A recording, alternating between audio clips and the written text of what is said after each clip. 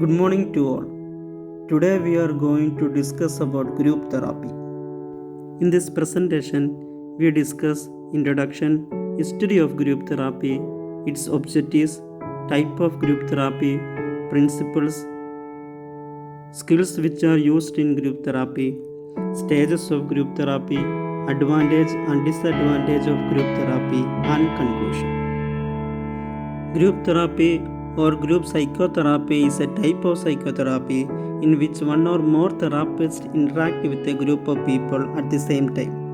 Private therapeutic practice, hospitals, mental health clinic, and community centers are the places where this form of therapy is provided. Group therapy in broader sense refer to any group-based therapeutic approach such as support group, skill training group, and psychoeducation group. Then, history of group therapy. The group therapy was emerged in USA and UK. In USA, Joseph H. Bragan is known as the father of group therapy. In 1905, he began his work with a group of 8 tuberculosis patients, and he gave instructions and classes for recently discharged tuberculosis patients. He noticed the impact of this experience on their emotional status and allowed them to discuss their common problem. Joseph reported very positive result from this new type of treatment. This is known to be the first formally organized therapeutic group.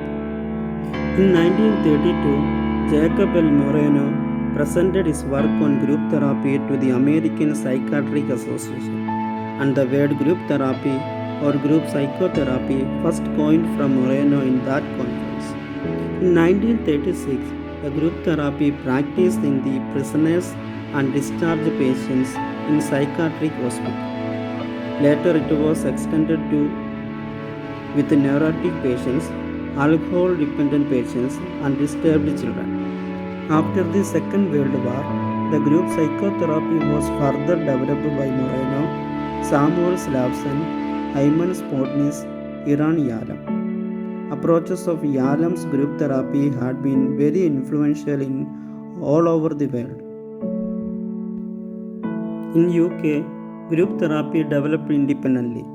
The pioneers of group therapy were such Fox and Wilfred Bion. They used this therapy for treating combat fatigue in the Second World War. Fox developed the model known as group analysis and the Institute of Group Analysis, while Bion was influential in the development of group therapy at the Tivastic Clinic. Then, objectives of group therapy. Group therapists help individuals to identify their own unstable behavior. They also provide help to the people who are down in emotions through positive feedback. They offer individuals a supportive environment of peers with similar life experience. They also reduce loneliness and alienation by bringing together individuals with shared experience and emotion patterns. Next, we are going to discuss types of group therapy. There are many kinds of groups in the therapy group. Each approach has its advantage and drawbacks. First one is cognitive behavior group therapy. This group mainly focuses on the changes and distorted thinking patterns of individual and analyzes the emotional content of person. This therapy helps the individual to train themselves to control emotions, feelings, etc. Second one is interpersonal group. It focuses to maintain or develop the relationship with others and social relationship through the social interaction. It also focuses analyze how much support get the individual from others. The third type of group therapy is psychoeducational group therapy, and this group therapy deals the education of clients about their disorders and teach how to reduce their disorders. Fourth group is skill development group. The main purpose of this group is to improve the social skills in client through the training. Social skill will lead the client to develop their own personality. The last type of group therapy is support group. The client needs support from the therapist. The support group helps the client to take the decision from their own part and encourage the client for their own success in life. These are the 5 types of group therapy. So, in this slide, we can see the principles of group therapy. There are 11 principles, and now let us look at each one by one. And the first one is installation of hope. That is, like by seeing others cope with our similar problems, it helps us to overcome our obstacles and achieve goals of recovery and even inspire new members of the group.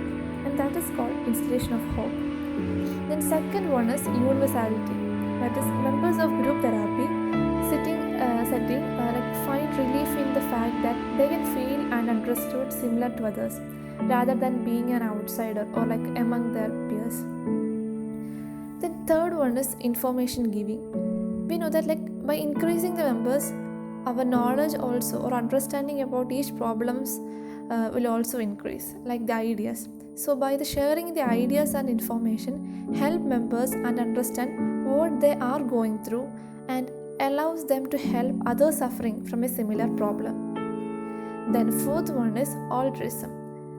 Recovering addicts may feel inadequate because like they have hard to seek so much help for themselves. So by sharing their story and helping others on their path to recovery, members of group therapy can regain their self-esteem and sense of self-worth. And the next fifth principle is corrective recapitulation of the primary family. Through like building healthy relationships and relying on one another, members of group therapy view their peers as a second family. So this is a very effective principles in a group therapy, that is corrective recapitulation of primary families. So the sixth one is development of social skills. We know that social learning or the development of basic social skills is a therapeutic factor that occurs in all therapy groups. So learning and practicing acceptable social skills in a group setting helps members prepare for their re-emergence in society and provides feedback about the positive and negative aspects of their behavior. And the seventh principle is imitative behavior. Like therapists may influence communication patterns of group members by modeling certain behaviors themselves. Research shows that over time, members begin to incorporate these positive behaviors into their own lives. So the common behaviors are like empathy, non-judgmental feedback, and positive reinforcement. And the eighth principle is interpersonal learning. Like we frequently characterize our lives by the relationship with them, and this can aid in developing our self-esteem. So group therapy provides members with a chance to improve their ability at relating to others and gaining confidence through these healthy relationships. So the ninth principle is group coherence. That is, group therapy provides belonging and acceptance for its members. So in a community and group settings, it may fulfill basic human needs of working together with peers and creating something greater than it, like what a single or individual therapy can do. And that is group coherence. Then 10th one is catharsis. That is, releasing conscious and unconscious feeling provides therapeutic relief. With the support of its members, group therapy provides the chance to release emotions in safe and supportive environment. And the last principle is existential factors. Members are able to work together at understanding life's uncertainties, while hearing the problems or experience of other group members, they may get more understanding about the life uncertainties such as life or its death, grief, loss, and love. So this is the 11th principle, that is existential factors, and these are the 11 principles. In this slide, we can see the skills required for the group therapist, and that is, first one is skill in program development. So in order to organize a program in the groups, it requires skills. So This is what is known as skill in problem development. Then second one is skill in analyzing the group situation. There may be like 7 or 8 members in a group. This is what is an ideal group count is called. So the therapists want to know analyze each members of the group in a clear manner. So there requires a skill in analyzing the group situation. So the third one is skill in participating with the group. The therapist can't stand as an outsider, so he want to involve in the group as a member of the group itself. So there should be a skill in participating with the group. Then the fourth one is skill in dealing with group feeling. The therapist should approach with this empathetic skill. That is, he have to understand the feeling of others in their point of view. So there should require a skill in dealing with group feeling. And the last one is skill in establishing the purposeful relationship. There should be a professional and also a personal relationship among the group members.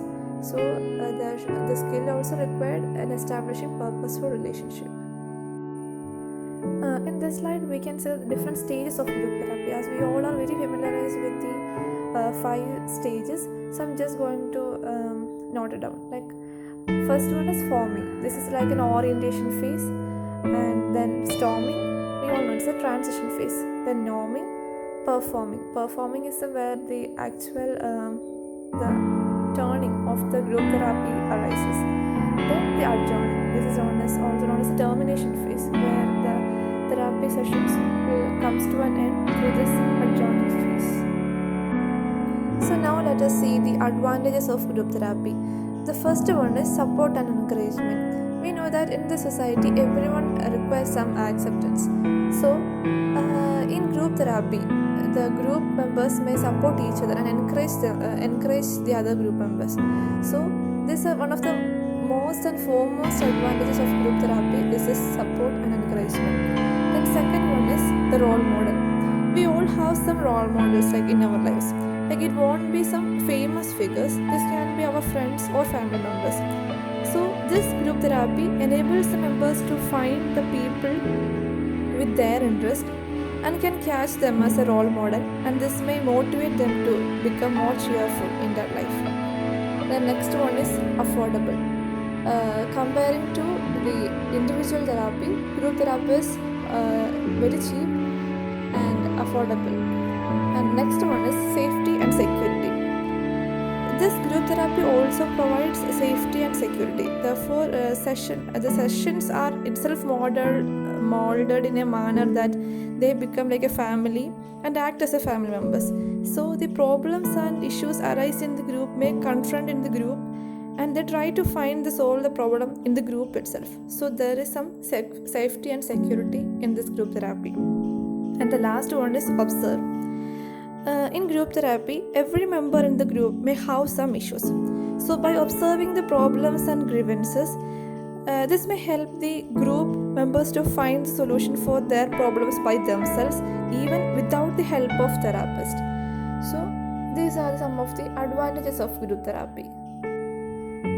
In this slide, we can see the disadvantages of group therapy. That is personality conflicts, uncomfortable, privacy violations, enhances like rejections, a good candidate for group therapy. These are some of the disadvantages of group therapy.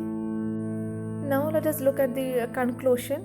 That is, group therapy offers an alternative to individual therapy. In group therapy sessions, people can meet others who share similar experiences. Like one or more certified psychologists or other mental health care practitioners lead group therapy sessions. There is mainly different types of group therapy model. However, most groups tend to focus on introducing members to new, more positive behaviors so that they can better cope with significant life events and mental health symptoms. So we could say that in the present scenario of a social world, group therapy is considered to be more effective. And these are our references. Thank you.